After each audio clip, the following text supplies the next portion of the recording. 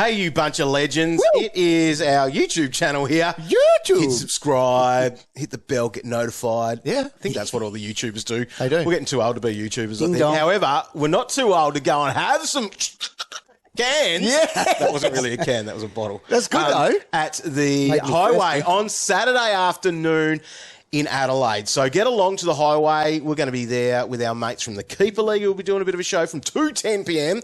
We'll be on after them, but we know that the draft doctors are going to be there. We've got some other special guests too. And special things, including some team reveals. Team reveals. Roy, you're nervous about yours, aren't you? Look, I'm keeping things close to my chest this year. You're trying to be a little bit too sneaky. Anyway, we've got all that happening. Tickets available at thehighway.com.au, or you can find the links on our socials. Also, even in this YouTube video description thing. What else are you going to do on a Saturday? Exactly. It's going to be a fun arvo. $20 for tickets. Get to and the you pub. get a free beer on entry. free That's beer, a good thing. I'm And if going you to don't keep going drink out beer, in it. you can choose which one of us three you give it to. Yeah. All right, let's get into this podcast. Hit record. Welcome to the official AFL Fantasy podcast with the Traders. G'day with the Traders. I'm Roy. I coach Destroy, and I'm here with Warnie Coach of the One Dogs. and Calvin. Coach Galvinator. It's time to go forward, boys. Well, It is. This Get is it big. long. This is a big podcast It because is. I've got a lot of questions that Yeah. need answering. There's a lot of blankets. There's a lot of blankets in the And I'll forward line. be stripping the blankets back Too throughout right. the podcast. Will you really? Yes, there's a lot. I'd hate to see what mess you'll find under your blankets, Roy. All right, this is a thumping episode. It is. So let's get started. Here's the news of the week you need to know on the official AFL Fantasy podcast. All right, lots of news. Biggest news of the week is that the AFL record is now out. Huge news. That's exciting. It is. So go and pick up your copy for $9.95 from, good newsagents. Pre-season's officially started now. Yes, it has. Well done. Some people have been on the track early. Yes. That's good. You're nice Yep. and fit. Yep. But now it starts Too right it officially. does. Yeah, so go and pick up your copy of that. It is a cracker. Lots of great info in there. It's nice just for old men like us a little bit. Seeing stuff on paper is love very it. good. Being able to sit on the toilet Oh, isn't it great? and read it. Yeah. You won't find a better Lou Reed. I than agree. that. It's true. And if it's a page you don't like, hey, wipe with it. Go for it. Well, the pages at the front and the back. I'm only left with the fantasy section in That's the middle. true. That's true. So go and pick that up now. Don't also forget that the apps are out if you haven't downloaded that.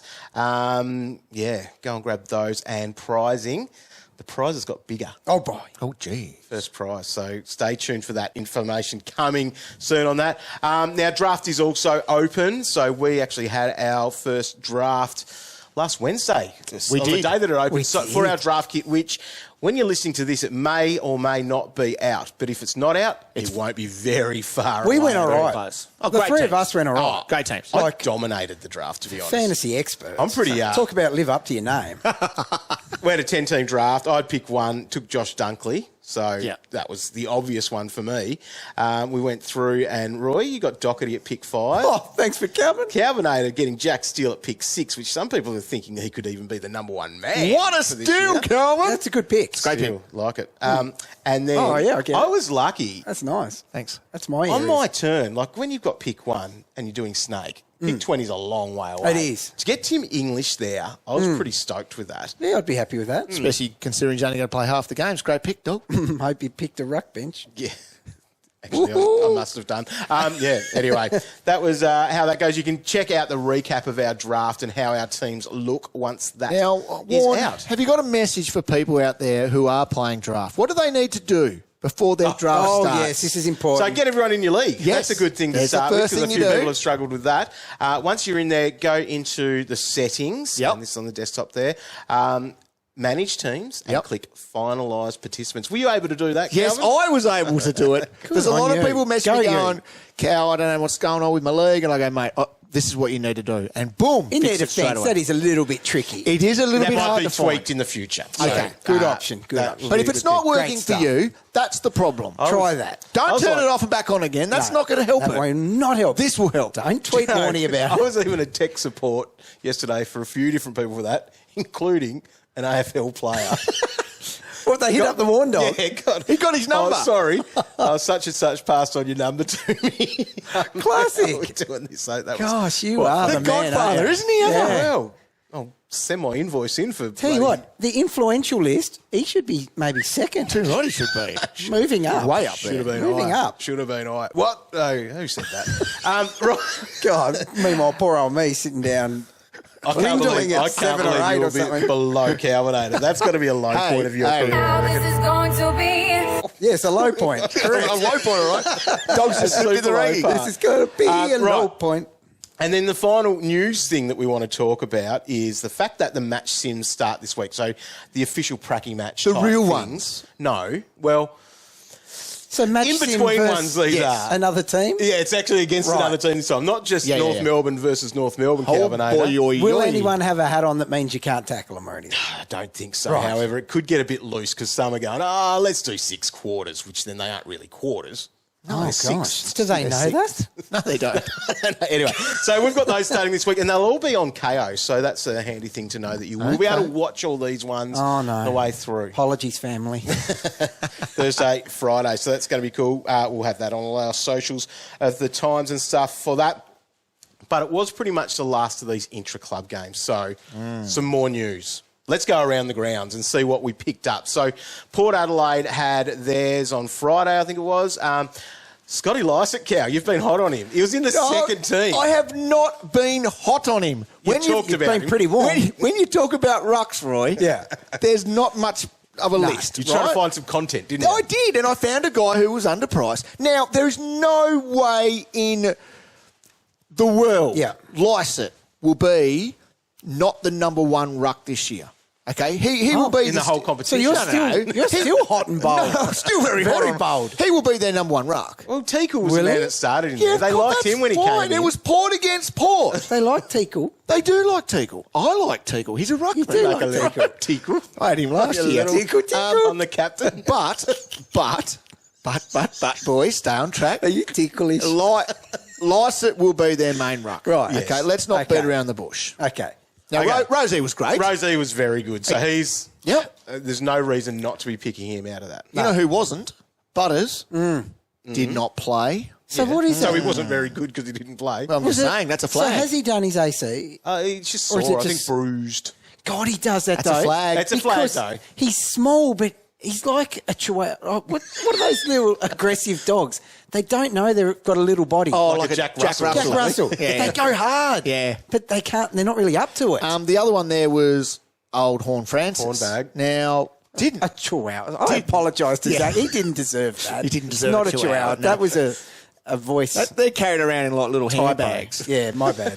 Horn Francis apparently wasn't less than impressive. He had his socks up. Black I- boots. Kane Corns was Yeah, happy and with all that. that looked great. Yeah, he but looked that's where good. it stopped. Yeah, I don't think he had much going on. Kane's brother, Chad, he actually didn't say he was very good either. Wow. No. Interesting. Anyway, How did he? What did he do in his recovery? he did not Did he get in the ice bath. Did he or not? No, Let's I talk doubt he about needed to. Adelaide now. They had a intra-club game as well. I'll tell you what, this could be the lowest one of all, Cow. No. Adelaide against Adelaide. Wait up.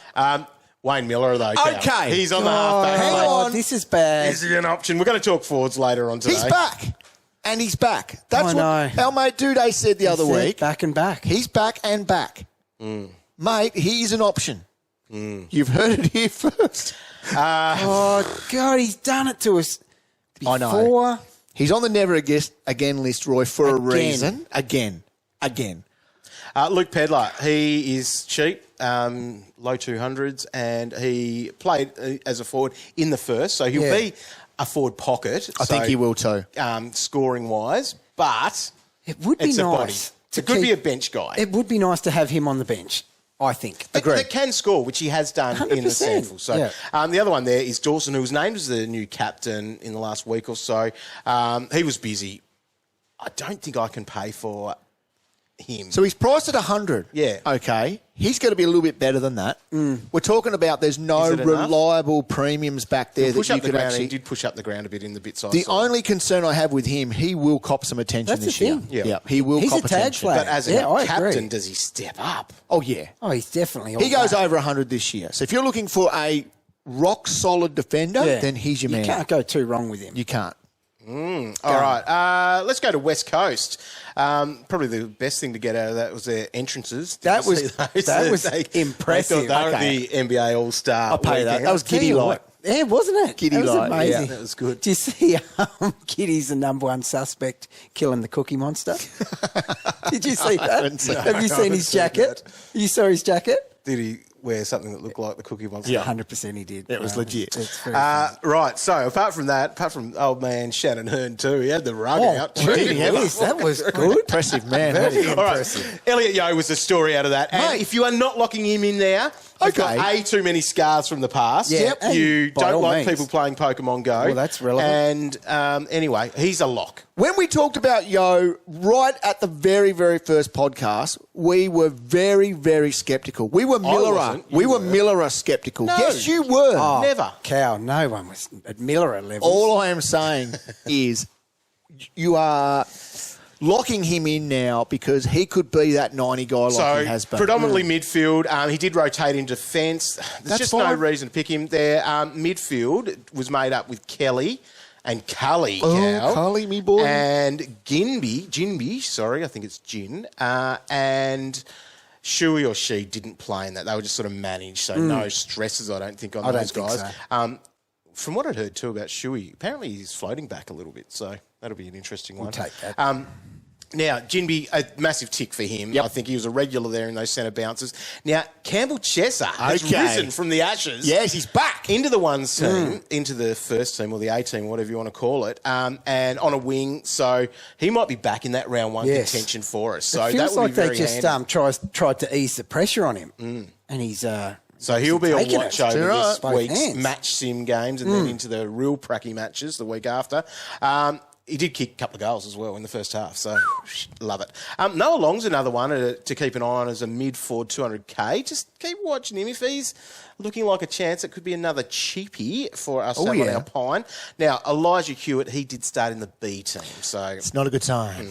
Now, across from them at Freo, Schmookie had a big day. Schmookie did both of these games. See, wants votes. He does. Wants votes. knows how to get it. Too right. Hard work. Now, not a lot to get out of it. Fife was forward, kicked his 3 goals, so that's what's going to be there. Now, Darcy didn't play, so Jackson was super dominant. So it might be one of those ones. If Darcy ever goes down, you could launch into Can't keep Jackson. a sick dog down, can you? You could launch into Jackson. Like, this is at any point in the season, like we did last year when Max went down. Okay. Roy. Okay. You're hopeful of it, though. You say No, it I'm with not. hope in your voice. He does. I'm just covering all bases. Now, Sarong was a standout. Brayshaw wasn't there because he was crook. He was out with illness. O'Meara was good, and he was in there with Brody at most centre bounce. So that was sort of their 3 main dudes at the centre bounce: Sarong, O'Meara, and Brody. People have been, especially Sarong fans, like we thought breakout was happening last year. Yes, we did. Obviously, if it didn't happen last year, everyone still knows he's a gun, so they're thinking this year. But people that are talking like Brody's going to be the one that that opens up that opportunity in the midfield for increased CBAs for everyone, I think you're wrong. I think Brody... He's the real deal. Agreed. And I think they think he is the real deal. Yep. I don't think you can assume that he's just getting pushed out. That's fair. Yeah, because, the hope for Sarong initially was that Mundy's out, Sarong just naturally takes that. But O'Meara takes that. Agree. So, yeah, it's one to watch, and it's no sure thing for a significant breakout now, I don't think. For those with Matt Johnson on their watch list, he was in the B team. One to think about for your drafts, as forwards suck, Liam Henry. He was on a wing in the stronger team. So that was one that you might want to look at there. I just want to double check on Henry. Where is he?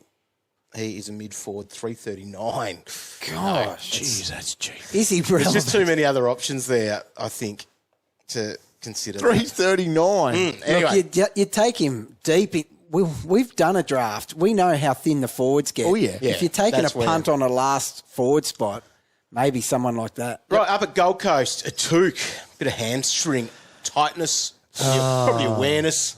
Awareness. He knew it was there. My faith around some of these premium midfielders, Roy, is starting to dwindle. Is that enough for you Is just it? to put your line through him? Because he probably was never a lock Well, anything for you. we've talked about the Gold Coast game style and how that may not suit him going that 115, 120 like he has done in the past. So a little tightness is another little flag. Fiorini, he went into the A-team off the back of that. Did he just? Okay. Oh, God. Now, Ben King was good. He on loves his an return. injury to a significant player more than you, Dog. He's the only person. Sam Flanders kicked 3 goals. I know the draft doctors will like that, but I don't think we're picking him. Now, Brisbane, Ashcroft, couple of goals. Oh, my God. Stop it. We do throw around lock a lot, but that's a real lock. That's a proper lock. That's a That's throw away the key. You are loading it and you're going, kapow. So he will be my first picked in keeper because I finished on the bottom, Roy. Oh, you get him. Yeah, I get that pick. How exciting. I get that pick every year. That's awesome for you. Isn't it good? Dunkley kicked 3 goals, but obviously with him and Ashcroft, they were in the guts. That's what that's looking like there. Darcy Wilmot was on a wing. Yep. Now, there's a few interesting parts out of that because we did see some team photo, the photo of the board.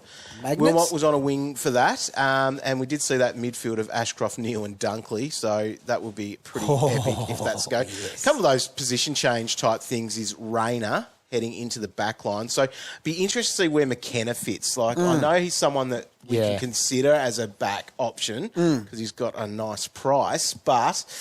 yeah, that's going to be a big one. Emergency to watch. round 1. It's a big, big problem. Do you know another one that I actually slid just onto my bench? My old mate Harry Sharp. Remember we started with him? Yes, he's so cheap, isn't he? Yeah, so he was in the ones team. So Was he? we'll have to Sharpie watch. might be ready. Whoever's up there taking these photos of their board it's is epic. elite sourcing. We love you. Now, love you. Western Bulldogs. So we saw the tweet there from Mitch Cleary pretty much saying, Macrae... This is a worry. Rotating at half forward with Bont as well. That put blokes like Caleb Daniel in the guts. And Roy, you are Roy actually. I took a little sneak peek at your team that you don't want to tell anyone about at the moment. You've got Caleb Daniel in it. Look, I'm not overly reactionary. However, I took Macrae out and put Daniel in on the back of this one. Are we concerned about Macrae this? in Daniel. Are we concerned the fact that the Bulldogs are playing against the Bulldogs in a bit of sim here and Macrae is rotating forward? So, obviously, when I tweeted out that that's enough for me to get Macrae out of my team. I saw that. And I deserve the Roy actionary heat that I got from that. However, can you just hear me out? I'm listening. We're hearing. I think Macrae is underpriced, but he is still over 900k, isn't he? Yep. That's not a price tag you want to gamble with at all. You want solid as a rock stuff for that price. Now, what is your only fear with Macrae not being solid as a rock? That he's not getting the CBAs that he needs. 100%. So if we're mucking around out there in match sim and he's spending significant time on the flank, are they actually looking at maybe injecting a bit of speed into the midfield? Because that's not what he offers in there. Agree. He is a jet in there, but he offers no speed in there. He offers no defensive presence in there. Are they moving away from that? I'm wondering the same. I do not want to go through this year where I sit there at a Bulldogs game and I'm just watching and I'm going, oh, God, he's out in the wing again. Oh, look at the head. I'm The head's happy. down. I'm happy to wonder and gamble in the 700,000. Yeah. Not in the 900,000 areas. I'm with you. So I'm just saying, Dog, yes, fair call. That's fair. Call me out for my reactionariness. But with him, I want nothing but sure thing. Okay. Inside mid, that's So his role. when they have their pracky game coming up, then if that is going to be Macrae back in the guts, full-time, no stuff around, then you can be I react by reactionary getting him back. back in. Yes, you can. Yeah, 100%. Now, McLean, he's a tick. Obviously not going to be in the guts the whole time or anything like He'll that. average 100. He averaged 100. He's got 100 in the final, Dog. Remember he's priced at 400 basically. If he goes 70, it's a massive win. 100%. So, Don't you think he's going to go 100 every week? Oh, of course he will. So, Asterisk, starting I don't there. think he's going to average 100. There we go. F4, I think he's the lock there. We'll talk about our forwards soon. Tim English. Yeah. Hey, You nailed that. I did, and it hurt. I reckon. Now, It sounded like You it. were dedicated. he was hampered, injury again. He's had a couple. There's too much. There's too much there. We've hit the too much. For someone that The we footy probably... record's out. Yeah. If you're copping these things still, Yep. There's too much. Sorry, Dog, what were you saying? I was just going to say, because we've seen these couple of things now, and he's not someone that we were ever picking because of value as such. No. I don't think we can go there. I don't think you can. But there aren't anyone left except Lycett. That's the problem. Hey, Lycett. Rightio. And Collingwood. Oh, mate, Jacob there. He was taking some good notes for these things. Dacos, full-time midfielder and best on ground. What a surprise. That's just an everyday lock, isn't it? Mitchell and Adams were basically at every centre bounce. Ahead of the game. So easy there. Now, Chris, he's still a midfielder, and Jacob said that he was behind Dacos as best on ground. Okay. All right. And if you are looking for a bit of a cash cow from them, that Joe Richards, that kid that basically the old ring-a-room twos, he was good, might get around one berth, 26K. That good? Yeah, so we'll have a look at that. Dog, you might be concerned that there's too many rookie options this There's year. way too many. You might not start with premiums. He might just load up with rookies. Save the cash. Get himself a warrant. He loves that. And the last intra-club game that we'll talk about, we've got a special guest for, gentlemen. We've got Riley Beveridge here from afl.com.au. G'day, Riles. G'day, guys. Exciting time of the year for fantasy players, so keen to get chatting. Well, it is an exciting time, and you spent a bit of time on Saturday. Well, I was actually having a watch of the North Melbourne versus North Melbourne intra-club game, listening to your golden tonsils, which didn't hold up all the way through at times. There was a couple of little spots there, but you were very good and had your eyes on that North intra-club game. How did you see the game in general? Yeah, I think there's some pretty exciting signs for North, just in general. I mean, they've got a good crop of kids coming through the system, and I guess we'll start with Harry Sheezel. He was really the most noteworthy name coming out of that game. I mean, he was great in a number of aspects. He started the game off half-back, which he actually hasn't done a lot of this summer. I was talking to people at North Melbourne after the intra-club, and I said, well, has Harry been playing there throughout pre-season? And they said, no, this is sort of the first time we've asked him to switch it up and go to half-back. But I don't know, maybe it's too easy a comparison to draw, but it reminded me a lot of Nick Dacos in the sense that he had composure, he's got kicking abilities off half-back, he managed to find time for himself on the ball, he managed to become the loose player down there as well. So there are a lot of exciting signs if he used to start his career off half-back, and he won plenty of it as well. But then second half of that intra-club, he moved forward and played the role that we saw him play so well at junior footy. It's a really classy goal. He had a couple of stints through the midfield as well. Probably didn't get his hands on the footy as much as he did when he was playing cross half-back, but it's good that he's got that versatility for North fans, because I reckon if there's a couple of games where he's not getting his hands on the footy in a half-forward role, they might just chuck him behind the ball and just say, look, take a bit of responsibility off your shoulders, get a few easy touches behind the footy and see how you go. So as for cash cows, I think one of the biggest things that we want to see is, A, the playing a game. Do you think he's a lock for that round one team? Yeah, I do. I mean, I've been down north a couple of times before that intra-club and watched their match sim as well, and he's been in the starting side. So the way North always structure their match sims at training is they do the probables against the possibles, and he's been in the probables team throughout the entirety of the summer. So I reckon he's a lock for round one. Nice. It's good signs, good sign. That half-back roll, Roy. That would be juicy, nice, wouldn't it ever? Yeah. Now, he's the second most popular kangaroo that has been selected in fantasy, behind Will Phillips at 270K as a midfielder. What was his role? Yeah, he was playing through the midfield, and he has throughout the entirety of the summer as well. So a really disappointing year for him last year. Obviously battled glandular fever throughout the season, couldn't get himself to full fitness and didn't play a game. So he really struggled last year with that, and you had to feel a bit sorry for him because he had a pretty exciting maiden campaign in the AFL system. But he's back to his best. He's put on a bit of size. He was playing through the midfield as well in a much stronger A team on Saturday. So he looks really good. I'm really confident that he'll have a good year. He's the number 3 pick in that 2020 draft, so he's obviously got talent.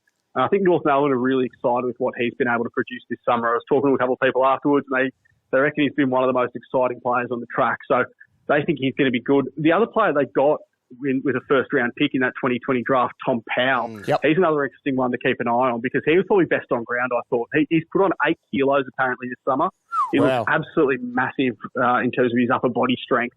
And he was just dominant. He won the footy at will.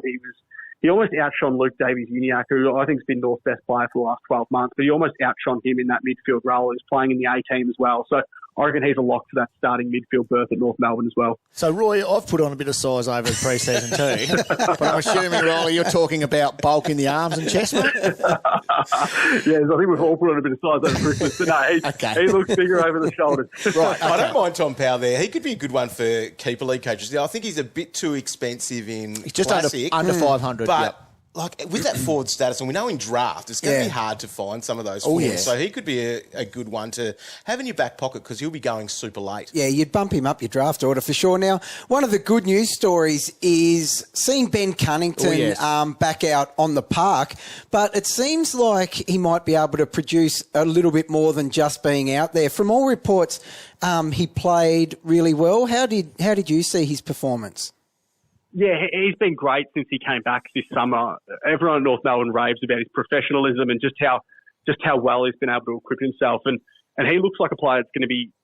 I think we underestimated just how good he is when he didn't play last year. I mean, he's North Melbourne's best player still, I think. And I'm not sure if it's a sign of things to come or just because they were trying to get some midfield minutes into the legs of some of the young kids like Will Phillips and Tom Powell. But I was actually a bit taken by just how much time he spent forward on Saturday. So he almost spent the entirety of the second half playing exclusively as a forward. He looked pretty good there. He actually kicked 3 goals and he hit the post late with his set shot directly in front. So he probably should have kicked 4, but he looked really good in that role. But I reckon when the whips are cracking to start round 1, he'll be the man in the midfield for North Melbourne because I still think he's probably their best player. But he looked really good. And everyone at North Melbourne said how exciting it is to have him back to his best this off-season. And it's a great news story given what he's had to overcome over the last 12 months. I mean, to see him out there doing his thing, it just brings a smile to your face. So I think he could be one of the really good news stories this year from a North Melbourne perspective. Oh, yeah, definitely. Well, if he's back to his best, I mean, he's so underpriced because he'd be a 90-plus guy every day of the week. If you had to have a guess at percentages mid-forward, where do you think he'd be sitting come round 1? I still think he's probably going to play an overwhelming majority of his footy in the midfield. I mean, I think on the weekend, they've got an abundance of really exciting young players, North Melbourne, who they want to get in the midfield. So Powell, Phillips, we know about Davies Uniacke and Simka, and then you've got Cam Zerha had a couple of stints through the midfield on the weekend. Harry Sheezel had a couple of stints through the midfield. So I think they were just trying to get everyone to have a little bit of a run through the midfield, and that's why he went forward. But I mean, coaches will tell you that once the real stuff starts, you want your best players in the most important positions when it gets competitive. And Ben Cunnington's still North Melbourne's most important player. Awesome. So I reckon he'll probably play an 80-20 split there in terms of his midfield splits. Yeah. Now, finally for North Melbourne, I'm locking in my keepers at the moment for my keeper league to work out which players I'm taking into next season. I've got Jack Ziebell there, and you don't often keep a bloke that's about 48 years of age in your side, but he's moved to half-back. Does that look real, and do you see that going for the rest of the season? Yeah, I do. That's a real 2021 Jack Ziebell role, I think. I mean, I know he played a bit of time forward last year, and it sort of stuffed with everyone's AFL fantasy plans, but I think he's back in the back line this year, and he's there to stay, and I know it's a big one for fantasy. He was taking the kick-ins. You have to keep an eye on that. He was taking all the kick-ins, so that's important. So, he looks like he's definitely down there to stay. And we've got a really solid, experienced back line with Luke McDonald going back there, and obviously Ben Mackay and Griffin Logue, who was really impressive on the weekend as well. So I reckon that's real. He'll be playing back line throughout the entirety of the season. I don't think we'll see Jack Ziebell going forward anytime soon. So he actually averaged 40 points less last year than he did when he was a defender. Look, Riley, you'll vouch for this, though. They're not going to be just kicking it to him for the sake of milking as much of the game time as they can. It's not going to be that excessive mark Jack Ziebell we saw a couple of years ago. That 2021 where it was basically Hall and Ziebell to themselves. Yeah, well, I think the way North Melbourne are playing now under Clarko is probably a bit different. They're taking the game on a bit more. They're not trying to retain possession as much as they used to. So maybe it might affect his fantasy price. But, I mean, as a defender, he's so reliable. And as you mentioned, in the keeper league, when you might be able to get him with a late pick given his output last year, I mean, he's probably one to keep an eye on. Good call. All right, now we'll switch to a little bit north of Arden Street. We'll go up to GWS, which you spent a week there. How was that experience?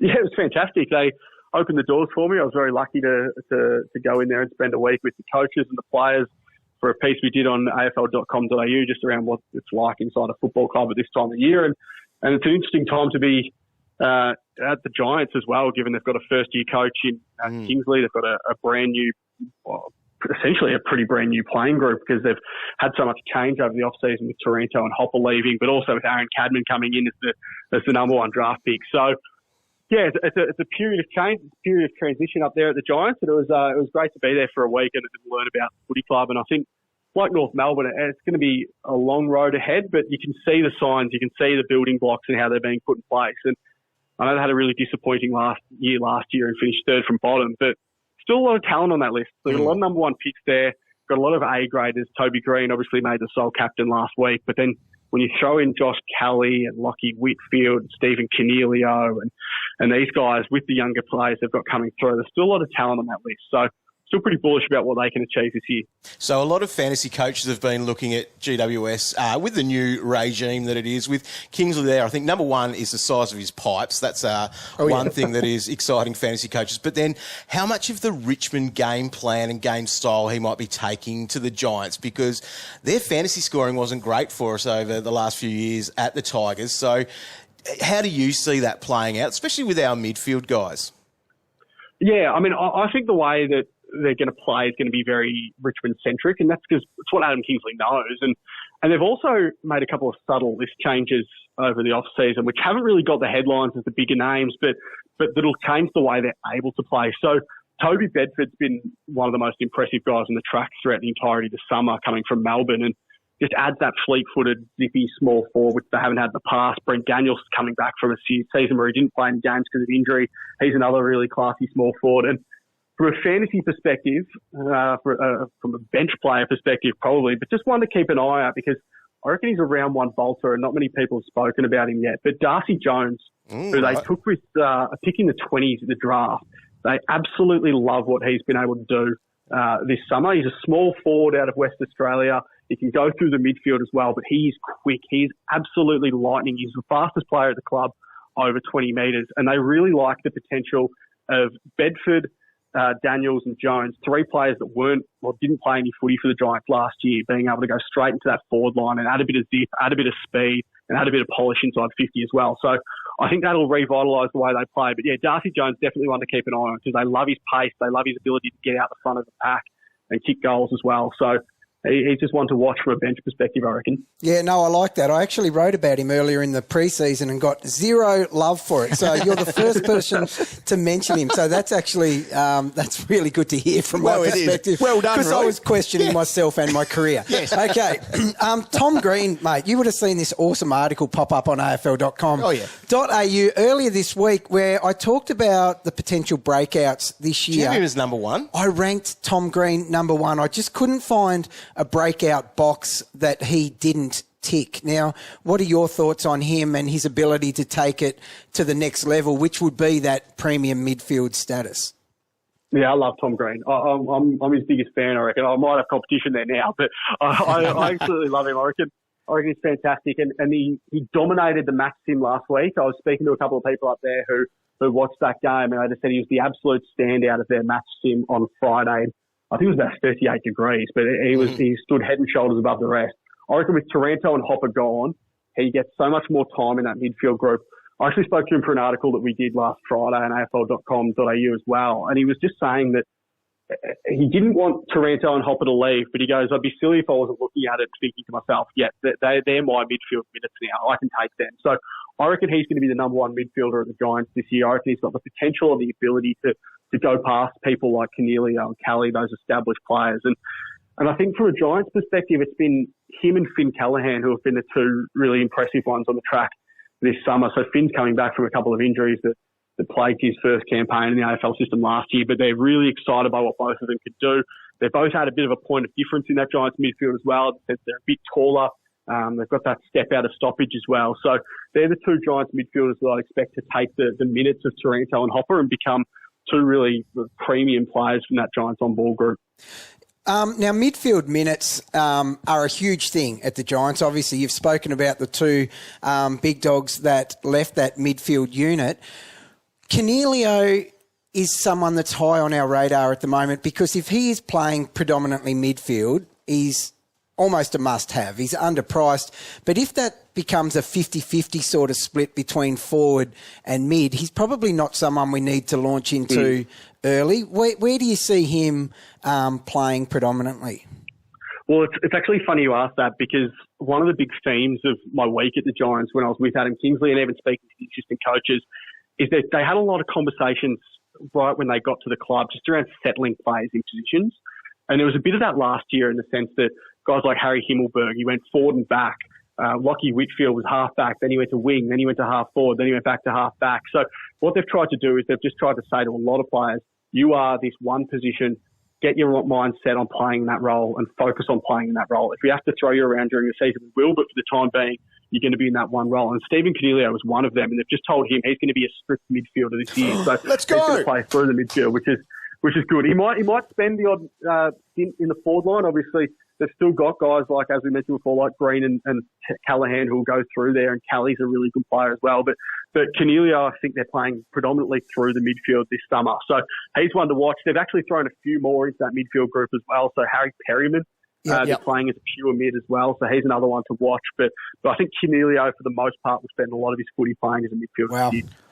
Now, that's great news. This has been great already, but we need to talk about one bloke, and we're doing it. Hang on, we're doing it for draft. God. We're doing it for draft purposes. I want to know the ruck set up there, and I'm talking about my mate Juicy Brucey. Well, it's funny because when I was up there, which was probably about a month ago now, they actually had no fit ruckman. Oh, so I was what a thinking about how surprise. they were going to be doing it. So Bruce was managing a bit of a back injury, which was a bit worrying at the time. Yeah. But yeah, I think they're going to have a real sort of headache there in the sense that they like what Matt Flynn can do as well, going through there. So there's a couple of different options for them. Kieran Briggs is another one who can go through there. So and Lockie Keefe was doing a lot of the ruck work when I was up there, simply because of the fact they didn't really have many other options. So the Giants ruck division is a hard one to get your head around, because I think it could chop and change a lot throughout the year. So it's one to watch. I wouldn't be locking in one certain player at any particular time right now. It's good to see. Sound the alarm, Cal. Yeah. Right. You've answered it beautifully. The Giants coaching staff have a headache with their rucks as well, because Prusy has been he was a big headache for us last year, getting injured, getting suspended, injuring our players. So Prusy hurt his back and he injured the other two. Yep. They had no rucks. Unbelievable season. And then finally, Riley, Harry Himmelberg, we all heard last week, he's definitely going to be a forward, because as a defender, he was racking up big scores. I think he had a 160 for us last year when he was just plucking off those marks in the back half. So we're expecting him to play up front. Yeah, he's been playing the whole summer as a forward, but I can give a hint of optimism here, I think, maybe, and just a hint.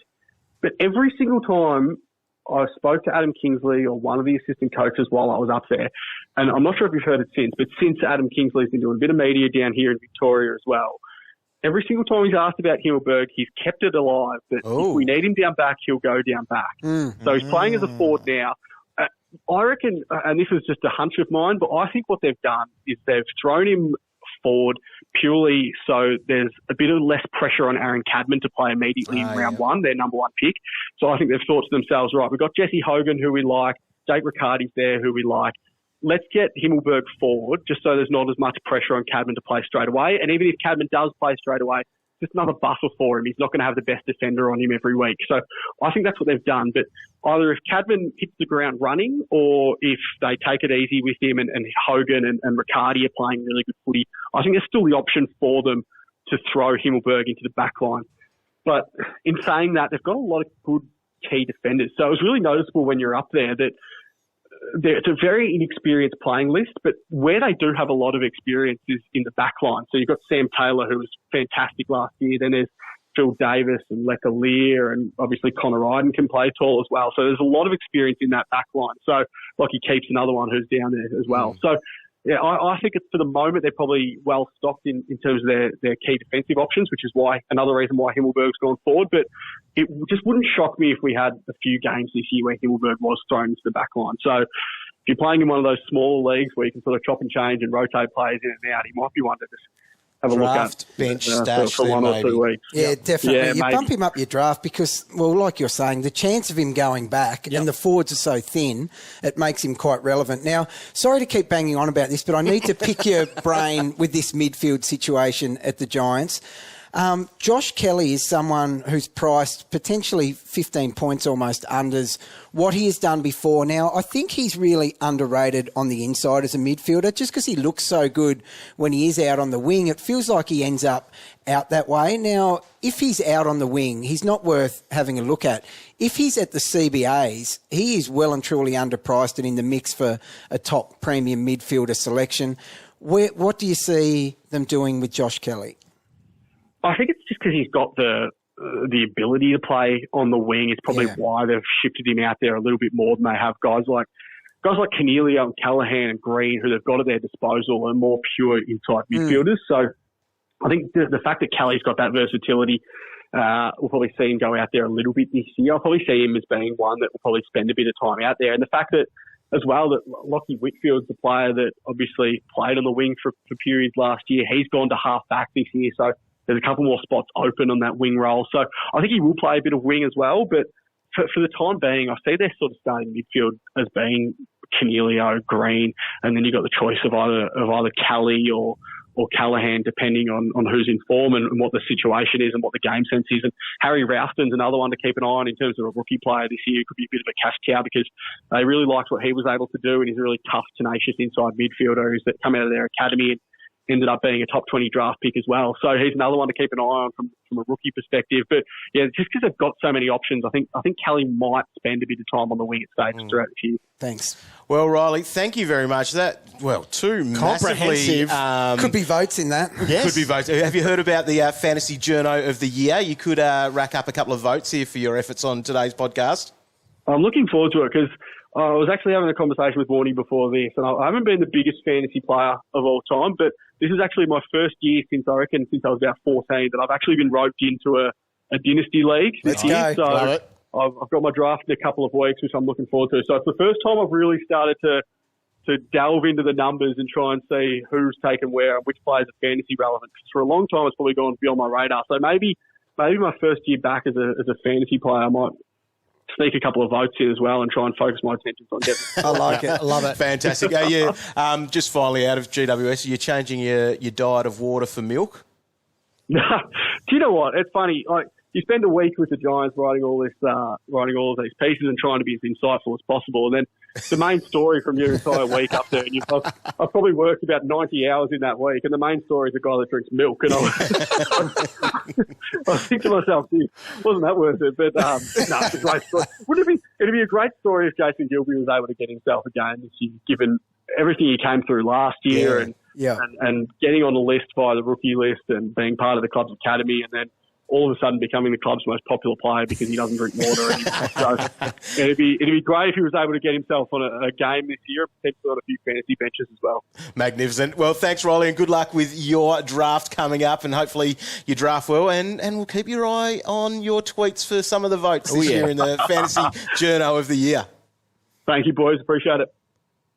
All right, we're heading forward now. Let's have a look at who our best forward options are for season 2023. Is there a better place to start than this, Roy?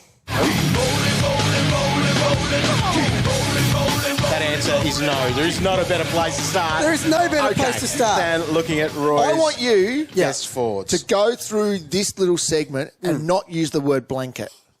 Okay. Oh, really? Yep. You've just got to go bang. I'll go. I'm not throwing any blankets in the Rollin 22. I had blankets coming up. Right. Okay.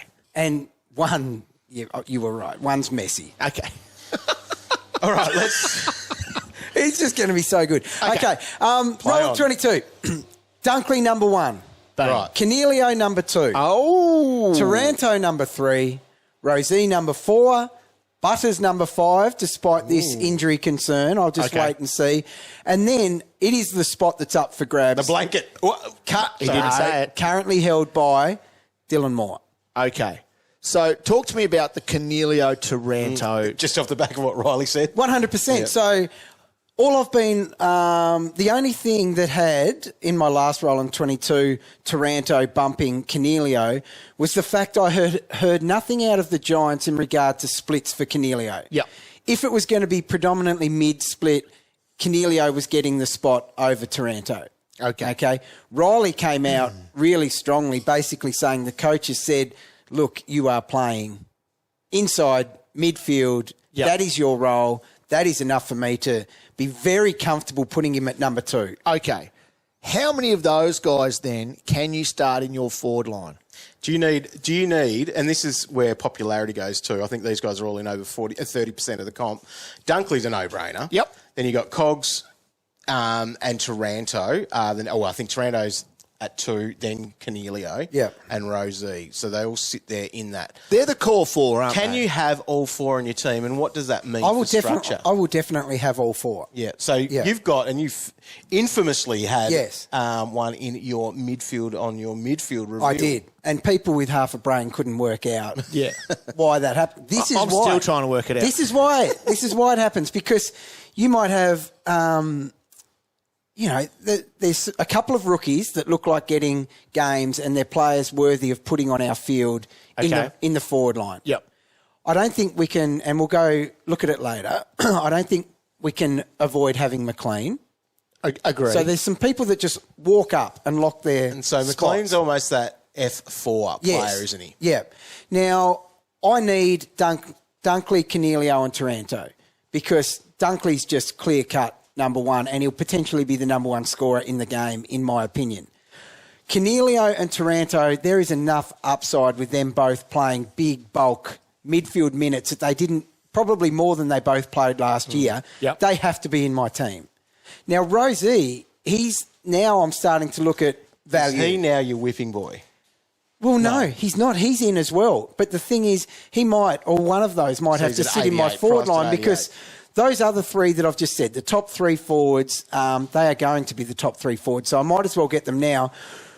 Rozee, at his price, is better value than any midfielder that I am going to find at that price. So he's someone that I am going to require to start with as well. So one of them might have to get pushed into my mids. Now, it sounds... This is a pretty dumb thing to say, but... Like a lot of what I probably just said. No, that's fine. But like Phillips, for example, could be in your midfield because he's got mid-forward. Yes, dog. But does it just look different? Yes. If you were to do that, you then got 4 rookies in your in your midfield and just 1 in the forward. It's not aesthetically pleasing. No, that's exactly what it comes down to. So, yes, when I copped the abuse... Earlier in the year, I was kind of asking for it. You would probably you'd feel better about having Phillips in your forward line and having Rozee, for example, or even going Dunkley up there. From memory, I think I was a total turd, and I might have put Phillips and another DPP up there. So, as far as structure goes, in your forward line, you're 3 of the big boys. Yeah. McLean, and at the moment 2 rooks. Are you the same as that, dog? Yes. So, therefore... and we'll get into the mid-price. Can I just flag something? Oh, yeah, please. That's as much as I'm revealing about my team this year. And that was a lot. That was a lot. Nearly half your team. So I hope you enjoyed that, because that was my team reveal. Okay. So you're not revealing your team at all this pre-season? No. You're taking it seriously. I'm winning a hat. I can't just give other people a hat. Here, everyone have a hat except me. I'm taking the hat this year. Right, sorry. So therefore, if we're going to look into that's the premium. So we're happy that they're covered.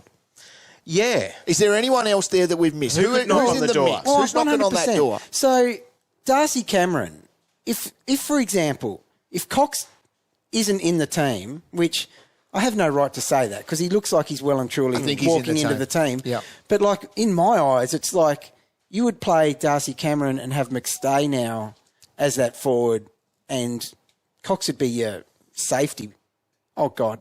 Blanket? Yeah. Sorry, I said it. In case of different injury. Context. Yeah, different context. But I don't think that's going to be the case. So my planets aren't aligning for Cameron to walk into that spot, because I would nearly start him in that 6th spot. Yeah. If I knew he was having like a 70-30 split. Okay. Which doesn't look like happening, and he's had an interrupted preseason. Okay. I don't think my apologies extend much beyond that, though. It's hard to pick. And when we've done our draft as well, we did feel that, the forwards. Yeah. Like you want those guys, Yes. but then where are you picking? Like, where are you feeling confident? Yeah. You could leave them till a little bit later, but then you're missing out on a couple that could be okay and yeah, serviceable. definitely. Yeah. And then where are you going? It's hard. The funny thing with Moore, and I'll break this down a little bit more later, is I couldn't help that. It had to come out. brilliant. There was no other word. I looked for one. I paused for one. But anyway. Thesaurus. Can you say thesaurus? You'll have a sore ass in a minute. I'll kick it that hard. Now, that's bullying. Don't do it. Okay, with Moore, you look at the numbers and the CBAs and what he did in the second half of the year, Yep. and you go, tick, tick, tick. Yep. This is going to be big. This is a 100-point average. Then you look and go, oh, they just got rid of their two best midfielders, and he spent the second half of the year in the midfield. That is another spike. This is a rare fear, but the rare fear with this is they actually went too far, and now it's going to become too hard in floggings to score this. Agreed. Teams that normally get absolutely whooped are going to struggle to find a guy, their top player, averaging over that 95. Yeah, so it's like it went tick, tick, tick. He could do 105 here. Yeah. But now is it a like boom? It's actually you could be getting beaten by 80 points a week and it's hard to score. I believe so. Yeah, so that's my only flag with him because he's a very good player. Okay. And will be getting bulk midfield time. Any other premiums there that need to be mentioned? I don't think so. Okay, let's talk midfielders then, Roy, because... Mid-prices? Mid-prices. Oh, yeah, not midfielders. That was the other way. If we're looking at mid-prices, we just heard that Cunnington is getting that mid-clock. So, therefore, he doesn't make your team The anymore. 75 that he's priced at, though, it's just a little bit. So, what... He's a 90. Yeah. If he's getting that midfield clock, he's a 90. He's been that before. Where does he fit in structure, though? That's the key. That's the problem. Who are you paying? Are you going to pay your 75 for him, or are you going to get your McLean at 40? I'm just saying, this is a guy that has a lot of upside on his price. Great draft one, especially when it's a 50-odd next to his name in draft. But I'm with you, though. It's an awkward price now. And that almost goes for, I like Jason Horne-Francis. If we didn't have this plethora of premium options that we feel are probably slightly underpriced, most of them there anyway, and that they almost feel like that must-have, you could really make a case for going with those guys. So Cunnington, right? Let's just break this down for a minute.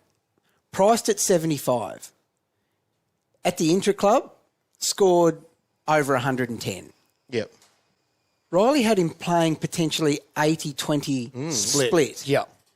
He kicked 3 goals, and yes, we don't have to keep saying the opposition was no good. What more could you want to see from Cunnington other than fit, firing, snags went forward, Bull went in the middle. Did you not want him kicking goals? I know. So he's never going to average 110, but he can average that 95. That's a 20-point increase. Yeah. And you can hide behind the forward. The only thing not in his favour is there's so many forwards, because I think he has thrown his hat right back in the ring here. Oh, agree. Now, Cal, is there any reason you jumped ahead to mid-prices when I had a heap of blankets to go through? No, we don't want blankets. We want more certainty. Okay, well, do you want certainty? Yes. Can I have a few minutes, Dog, and I'll tell you. And then if you want me to break these players down further, by all means. Okay. Just hit me up. Is this Carlton-based? No, I don't think I talked about one Carlton player. Thank God. Let's Except for Harry and Kerno. Okay, right, we've got our... Paddy Dow doesn't have forward status, does he? No. Oh, God, if he did. Now, right, we've got our Uber Premium. Yep. And I'm going to say must have, Josh Dunkley. Okay, so he stands alone in that category. He's averaged over 100... Is that going to land on us? I don't know. It's getting very close. It's a big chopper over our head. Yes. Not as in the I'm not happy one either. No, it's certainly not.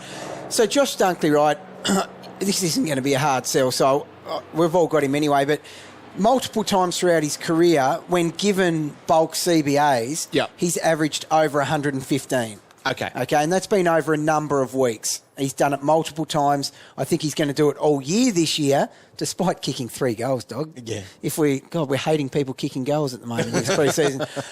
So he's going to do it every week. So I think he's going to be that 115 plus. Then I have just your premiums, okay? And it's top end, though. You've got Taranto and Coniglio. They're that next bracket. I think both of those are increasing their CBAs on last year, and I think they're both great picks. We've already sort of talked about it. Okay, so last year, for example, with Coniglio, between round 13 and 17, he attended 73% CBAs. Yeah. We feel that's what he's going to do this year after what Riley said to us. What do you think he averaged in that time? 100 and something. 120. Holy hat. So it almost means you can't say no to that. Must have. Okay, yep. No, can't say that. You can't say must have. Close. But then you've also got Taranto when he was spending over 50% in the of CBAs, when he was up over that, 115 he was averaging. Okay. So, you see where I'm going with those guys. Then you've got your underpriced premium. That category is held by Connor Rozee. Okay, 780. Definitely when he moved into the midfield, he basically averaged 100. Yep. Because he started so badly, so averaging 44 in the first 4 rounds with 7% CBAs, that's why we're getting a bargain. Yep. Okay? So there's our underpriced premium. Then you've got the question mark premium, Dylan Moore. We broke that down. Whoa. What is he good for? Yes. Yeah, well, potentially something. Do you know when you say that, Cal, the reason that joke is funny because his name's War, not because it rhymes with... It doesn't matter. It just popped into my head. Hey, I'm happy to tweak anything 12th man because I find it funny and will no doubt laugh. Right. Okay. Going. Then you've got Zach Butters in the same category. So average 107 in his last 5. Okay. Do we expect that to continue? If the CBAs continue, I do. It's just that he's a little wrecking ball without being Jack Russell. made of wrecking ball material. So that's your only concern with him. We've talked about the concern with Darcy Cameron because he's in that same area as those guys. Then we've got mid-pricer is held by Toby McLean alone. And I think given the fact that he's averaged in the 90s before, he was thrown back in for that finals game where he showed he still got it. And then through their intraclub, he was getting that run through the middle again. Yeah. He's priced at 45. So he's a must-have. It's just a no-brainer. When you say he's the only one there, Wayne Miller. Well, that's where I've got a new category. Oh. It's my possibles, dog. Right. Because we're just locking McLean. So my possibles. Ben Cunnington, you just covered him. Wayne Miller, he is another one, dog. So he's obviously gone 80 in the past as a halfback. He's playing halfback. Give me your thoughts on this possible. 441K. That's priced under 50. Yep. What does he do? Probably 70? get injured. Look, he could do anything. He could do anything. At least this time he's probably going to be playing these practice exactly. games. I tell you what, we were dumb last year. We launched into him without playing practice matches. Boneheaded. And now he's cheaper. We are going to see him in a practice game score a 75 to 80, and we're all going to go, hang on a Here's the second. thing. You know what? I've if seen he him- had defender status right now, Yeah. we would be feeling a lot more confident in I'd him. lock him in It's there. because of structure Yeah. that you can only probably have one of these guys. I've seen Wayne at his best at halfback, and I wouldn't be surprised seeing 90 plus. Okay. Round 1. No. Round 1. You didn't say he was You've going only to got do it to all sit season, him, dog. You've only got to sit him forward for 6 weeks, dog. Yeah. Because then you'll give him defender status. Okay. 5 weeks because in round 6 he gets it. 5 weeks. It's all you got to hang on for. But then how are you going to start? I don't know. How are you going to do this? You might be saying Sia Philippou and you might have to go him at 4 and then McLean at 5. Yeah. And that's still with your DPPs in the midfield. Or is there a world where you don't have to start Taranto? Oh, God. Yes, Hey, you don't have to. Okay, Throwing where's it your out pecking there. order of that? You Who's don't your have to. first whipping boy from those top guys then? Out of those top 4? Dunkley's your bigger lock, yes? Yes. He's the first walk-up selection. Yep. Yep. Cogs is now that probably for you, is Roy at 2? He is now 2. Yep. See, it was Taranto for me, but I think those two are... Yeah. Cogs has been the one that has Cogs- been in and out for me He more was than my Rozee whipping boy. has been. He was my whipping boy purely based on we hadn't heard what we wanted to hear. Yeah. Now we've heard it. Now I think we need all 3. And so then this is that conversation. So we've got McLean. He's easily your top ranked mid-pricer. Yeah. Because Wayne's in there in that 400 to 500 bracket. In that 500 to 600 bracket, you've got Horn Francis. Yes. I'm not picking him, but this is a draft one. Rankin, he's playing midfield time. He is. That's real and that's happening.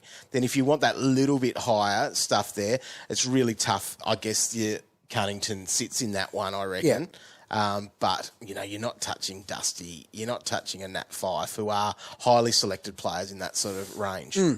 So you mentioned a couple there out of my possibles, but one that we haven't mentioned, and he deserves more credit and respect. Errol Goulden is someone that could be that next level breakout guy.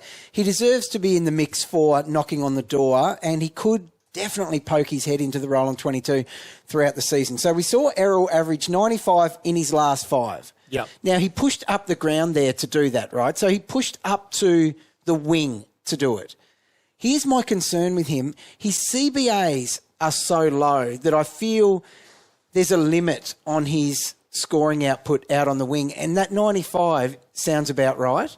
Yeah. If he could bump his CBAs over that 10%, then he's got access to a few more tackles and things like that, and then all of a sudden he's maybe edging more out of that number 6 spot. But at the moment, I don't see that happening given their, the talent that currently attends their CBA. He's down the list. He's down the list. And until, Luke Parker hangs up the boots, then there's no real room for him yet, because I think Rowbottom jumped him in the latter half of that year. So, So his time will come. 3rd-year breakout coming, but it might not be this year. 100%. Oh, I think he's at 7.35. He's underpriced. Yes. It's going to be no disaster if you start with him. Yep. I just don't think he's going to elevate to his max levels, which we will see. Like you said, he'll be over triple figures easy at some stage. But I don't think it's the right year to jump just yet. Now, I think we have probably mentioned every relevant forward apart from the rookies. So, rookies, let's go there. In popularity, Philippou. Yep. If he's playing, which it sounds like he is, Ross Lyon's been pretty... Yep. I think he's been bullish on him throughout. Sheezel, I think, is now our first picked rookie. Yes, now. he's a lock. So we're going to be locking him in. And, you might pay those few extra dollars because he's the $2.96. Worth but it. he is looking good, especially if he does get any of that halfback time. Halfback? Yeah. Now, other names in order, like Cheetahs from the Suns, I just think he's been a placeholder for a lot of people. Sin has been injured, so I'm not sure that he will be there as a mid-forward. Samson Ryan's just a lot of people's bench. Yeah. Jacob Van Rooyen is someone that we will need to watch carefully over these pracky games. I think there's a little bit of word coming out there that he probably gets to start the season, so we'll have to see. We're not going to see huge scoring from him, though, I don't think, as the young key forward. Jacob Edwards is there as a ruck forward, but then Luke Pedlar, I think he's someone that we could certainly be probably, popping on your bench at 213k. Yeah. He looks like he could be a chance, as does Bailey Humphrey for Gold Coast. He's someone that I have seen in their A team happening. So that's something at 290k. You'd have to be starting him, though, at that price. Which is where it gets a little bit trickier because you are probably picking the Sheezel and the Philippou first. Yes. Agree? Yes, definitely. Yep.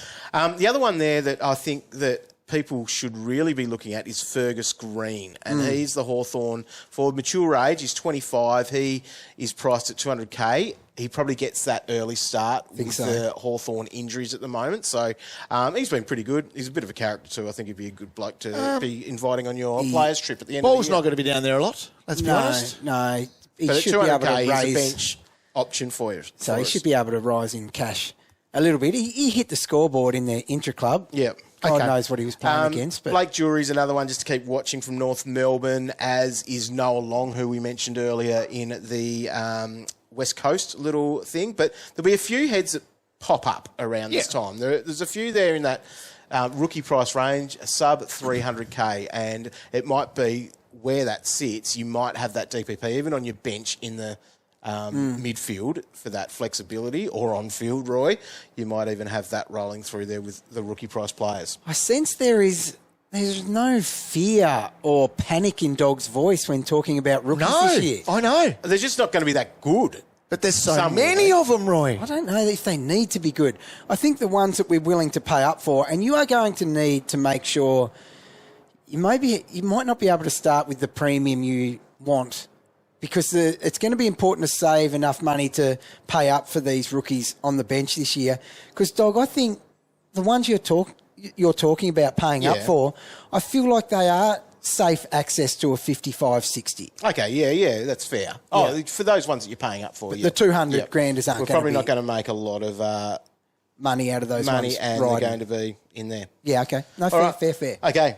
That's a great wrap, and we'll have Roy's Fords on afl.com.au this week. Yeah, popping up on Wednesday, I think. Got a question for the traders? Tweet the boys at AFL Fantasy or head to facebook.com/AFL Fantasy Official.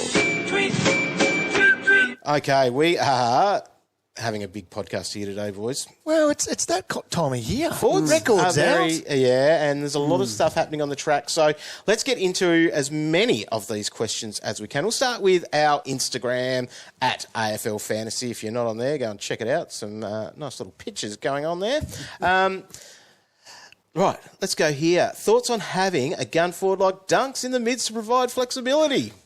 Well, Hell yeah. yeah, why not? Well, and the thing is, it doesn't just provide flexibility at the moment. If you've listened to the last 10 minutes, which I assume you have, because of the options structure-wise, I think I am totally fine with you pumping one of your premiums in to the midfield. And a premium just looks nicer too, doesn't it? Yes. Oh, God, it's got to be one, yeah. For sure. Here's a player that wasn't mentioned. Hunter wants to know, is Heaney a good option? No. In draft. No. Yeah, well, in draft. In draft, he is. God, if he slips a couple and there's no other, because there's no other, well, there's no depth is what I'm trying to say. We talked through these a bit. Best mid-price player to choose, and I guess our price range does extend a fair bit these days, but I'm going to say McLean is at 400. He is by far a better pick than our Wayne go away. For 30-odd K more. Yeah, so that's a no-brainer, but I don't think you can have both of them there. No. So it has to be McLean. But then if you are going to the top end of the mid-price, who are you looking at? Like, can you go in the, 600-700K range? So that sub-premium player, Cunnington. See, we can't go there because here we are saying you need the big four. Yeah. You need the big four. And when the positions first came out, what feels like 6 months ago when we had a look at it, we looked at those guys and we're like, hell yeah. Is that a possibility where you can start them all? Well, the answer is, well, yes, it is, but you may need to put one somewhere else. Because Sean then asks, is Cunnington worth starting over McLean? Not for the price, I don't Not for the price. No. Cunnington will score more than McLean. Yes, he will. He'll average more. Yeah, Cunnington's going to average 90. Yeah. Minimum. So he's 15 points minimum under price. So you decide whether that fits your structure. Yeah. If that works. Now, this was an interesting one from Kyle, and this man was not mentioned. Is Archie Perkins a good option? Archie, yes. I disrespected Archie a little bit. Archie was in my breakout candidate. Yes, I saw that. That was a good article, pick. because I think he deserves to be in there, given the fact that it looks like Bad Scott wants him in the midfield. Better Scott. Oh, Better Scott. Bad Scott. God. It is an awkward price. 527 prices him at a 60. I don't mind the pick. It's a late pick in draft. You're not doing anything classic. He's not really, and he's never been an accumulator. So the role is going to, he could be an 80 guy. Agree. Yep. 80 guy getting bulk mid-time. But he's a straight forward, which means he is, and I hate saying this, he's clogging up a spot in your forward line. Yeah, it's the new midfield, isn't it? In terms of clogger. Yeah, if Can't be a clogger. You have to be very careful which spots you're going to put in there. And you've got McLean already, if you're going to go with that. You run out quick. And he's 130-odd K more than McLean. So I think he's underpriced, and I think he's capable. I think he'll have a big There year. was a couple of occasions last year he got to play midfield, and he hit the 80s. Okay. So I think that is about where he's at. There you go. All right, Tim Taranto versus Connor Rozee. Who makes your cut? This here is for Bodie. There's a bit of a price difference, isn't there? Yeah, there is, but... Look, so Taranto's 846 and Rosee's 780. Oh, man, if you cannot split the two, you got to just back in Rozee, the price. And then you get... It's an easier access to one of the top-end rookies. Yeah. But I really think both of them have so much value. That's why I want both. I think they both average over 100. So do I. Okay, and I don't think they're going to be very far apart from each other either. So you go the cheaper one. You do. Yeah. Now, this question has come through as an option of someone we haven't spoken about. Toby Bedford, 358. So he's less. Riley was hot that he's going to be playing. As a small forward. A small forward. And you just can't do that, I don't think so. Once again, he's going to clog up a forward spot for you. Can't afford to. You can't do that. No. No. Not at that price. It's a little bit awkward, to be honest, that 360 mark. You can't really hide behind he's basically rookie priced. No, Get he's that? too much, and he will play as a small forward. Now, Marcus Windhager for Seth here is playing midfield. Probably Saints bias, but surely 20 or 30 points upside. So he's at 50. Yeah, you're right. 448K. There is. But once again, Will he tag? yes, he will. Yeah. Yes, That's he not a will bad tag. thing because he's got access to the middle of the ground that way. That's his ticket in there. He had 100%, but last year when he tagged, he had some really, really low scores because he's not there to win his own ball. He's there But he's legit only shutdown. 19. Like he's... Oh, he'll be better than what he was. But once again, that real awkward Ross the price. Boss likes a tagger. He does. That's the thing. Is he Crowley? Well, He's got more class. Creepy. he tagged last year, so Owen started off as the tagger. Windhager came in and took over and did a bloody good He's job very as good well. at it. 448K, it's a no. It's a real awkward price. And have a look at his scores when he was tagging. Yeah. There's some really low, dirty 30, 40s in there. Okay, off the back of what we were talking about, this is from Todd. Jack Ziebell, 537K. Didn't talk about him there, priced at 61. I did not. He 40 goes, points unders, Roy. Definition of goes- forward line clogger. Yeah. his minimum is 80 if he's playing half-back. Minimum. He's cheap. God, he's cheap. He's so cheap. I'd take my 20 points upside from him over Cunnington for that price. That is so cheap. You know what it is, Roy? Nah, you wouldn't. It's a late draft pickup only. He might play lockdown defence. The only kicks he might get are his kick-ins. I don't know. Mate, He's 31. you saw him. He was called the Z-Bull. He was the bull. Not that long ago. And he was pumping out That was a scores roll that that we did were like. ridiculous. They were ridiculous. Yes, it was amazing. 40 points under what he did 2 years ago. On a weekly basis, he was tracking along at potentially hitting 200. Okay.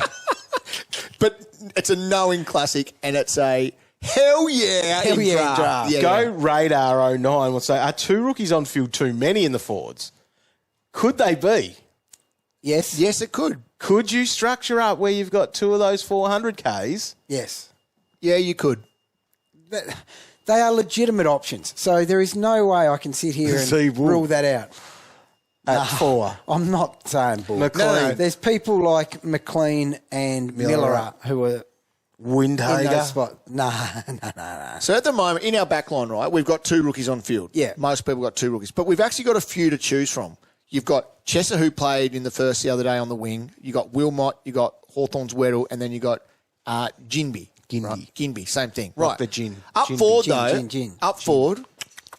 Rumby. Right, up forward, you've got Sheezel and Philip, who most likely on your ground. Yeah. But your backups behind that Yeah. are very thin, which supports the case of just one in your forward line. Yeah, okay. I don't know how I would do it, No, but that would be a bit of a restructure. it would. But it is a play. Because on my bench, I've got Fergus Green and Van Ruin. Yeah. Van Ruin it because there is no, they may not even get a gig. So, yeah, one rookie on field is definitely a play. It is. Very much so, Warren. A lot of questions. We are really going to have to sit down and do some We'll do a question- Q&A one. Q&A episodes. We might pump a couple That's out a good idea. in these last couple of weeks leading in, I reckon. Good idea. All right. Let's go here. There's a lot of very similar questions. I didn't actually do Well, my hopefully job. people have got their answers elsewhere throughout the pod dog. Pod All dog. right. Matt, pick one out of McLean, Cunnington, Horn, Francis. It's that order for me. It's easily that order. You just got to go McLean for that value. It's that order for me too. McLean and Cunnington could average very close to each other. Yep. And so you're definitely going the cheaper one there. What do you see Horn Francis averaging? 75. Yeah, okay. I'm about that too. Okay, here's another name. And I didn't mention this in the Port Adelaide thing, but did you see who had a few CBAs in there? No. Lockie Jones. Did he?